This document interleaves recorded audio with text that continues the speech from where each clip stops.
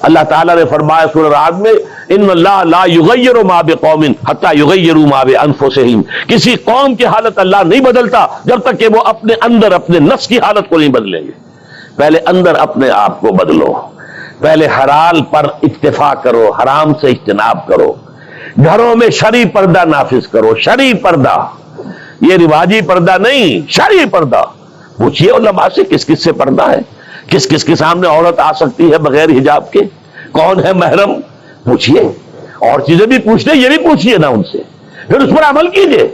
اگر آپ اپنے گھر کے اندر پردہ نافذ نہیں کرتے اور شکوہ کرتے جی بڑی عریانی دنیا میں پھیل رہی ہے، تو آپ کو شکوہ کرنے کا حق نہیں۔ عریانی ہے، بے حجابی ہے، بے پردگی ہے، فحاشی ہے، پھیل رہی ہے، کیوں؟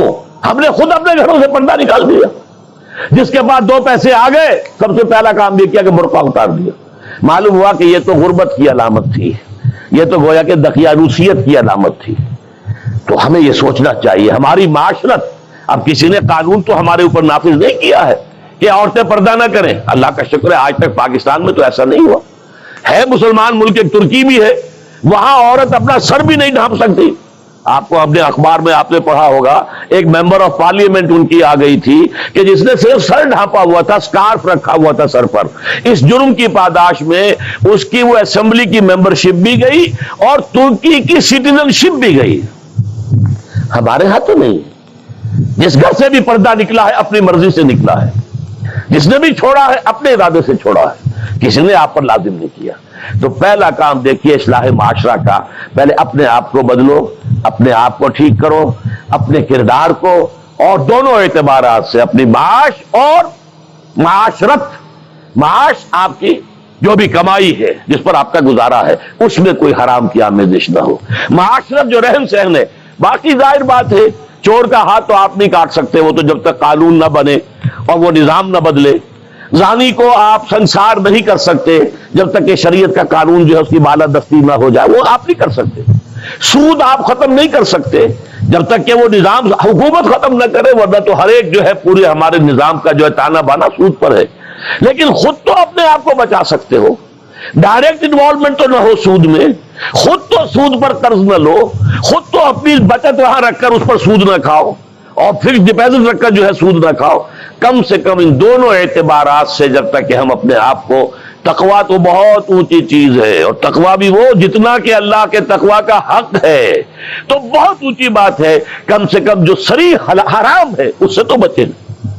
تو پہلی منزل یہ، بلکہ میرے اب آج کی ترتیب میں دوسری منزل ہوئی۔ پہلی منزل کیا تھی؟ یقین والا ایمان حاصل کرو، یقین پیدا کرے ناداں، یقین سے ہاتھ آتی ہے وہ درویشی کہ جس کے سامنے جھکتی ہے فقوری۔ ایسے ایسے درویش گزرے ہیں۔ اب یہ خواجہ نظام الدین اولیاء رحمۃ اللہ علیہ دلی میں ایک تخت ہوتا تھا بادشاہ کا، ایک تخت ہوتا تھا ان کا روحانی تاجدار، وہ کون تھے؟ نظام الدین اولیاء رحمۃ اللہ علیہ۔ 6 بادشاہ ان کے زمانے میں بیٹھے تخت دہلی پر، کسی کے پاس حاضری نہیں دی، درویش نہیں جایا کرتے عمرا کے گھروں میں۔ ایک بادشاہ نے کہا کہ میں آنا چاہتا ہوں، روک دیا، نہیں میرے پاس مت آؤ۔ اس نے کہلوایا میں آ جاؤں گا، آپ کا دربار عام ہے، کھلا ہے، سب آتے، میں بھی آ جاؤں گا، آپ مجھے کیسے روک سکتے ہیں؟ جواباً کہلوایا کہ اگر بادشاہ ایک دروازے سے داخل ہوا تو درویش دوسرے دروازے سے نکل جائے گا۔ جھک رہا ہے کہ نہیں بادشاہ؟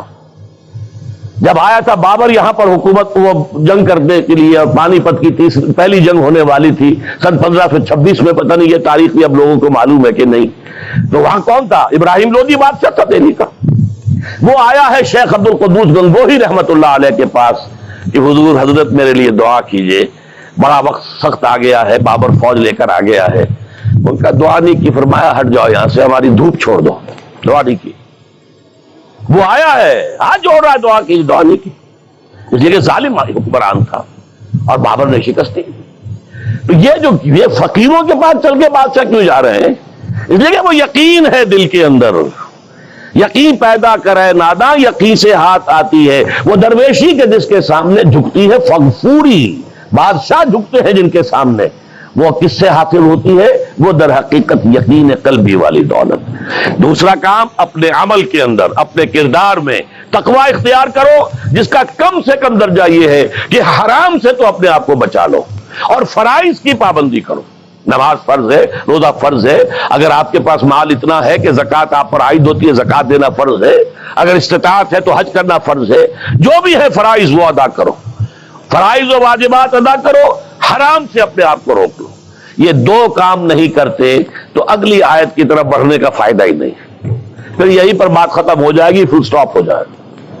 لیکن اگر یہ مرحلہ طے کر لیا، خوش نصیب، اس نے اپنی معاش اور اپنی معاشرت کو درست کر دیا شریعت کے مطابق. اب اگلا قدم کیا ہوگا؟ وَاعْتَصِمُوا بِحَبْلِ اللَّهِ جَمِيعًا وَلَا تَفَرَّقُوا.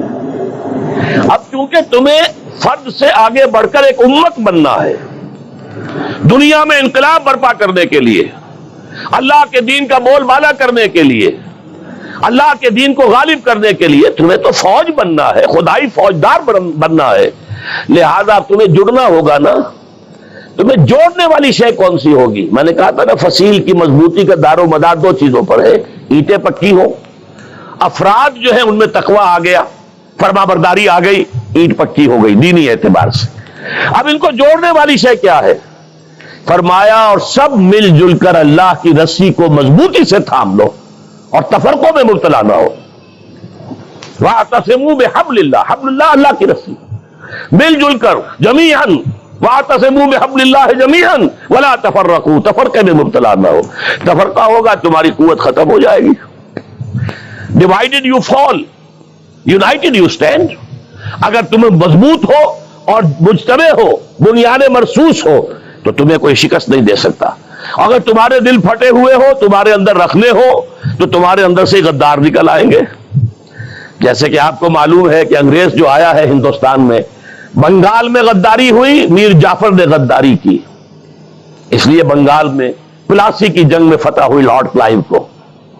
دکن میں ہمارا آخری تیر جسے کہا اقبال نے، ترکشے مارا خدنگے آخری، ٹیپو سلطان آخری چٹان تھی ہندوستان کے اندر، اور وہ بھی ایک غدار کی وجہ سے.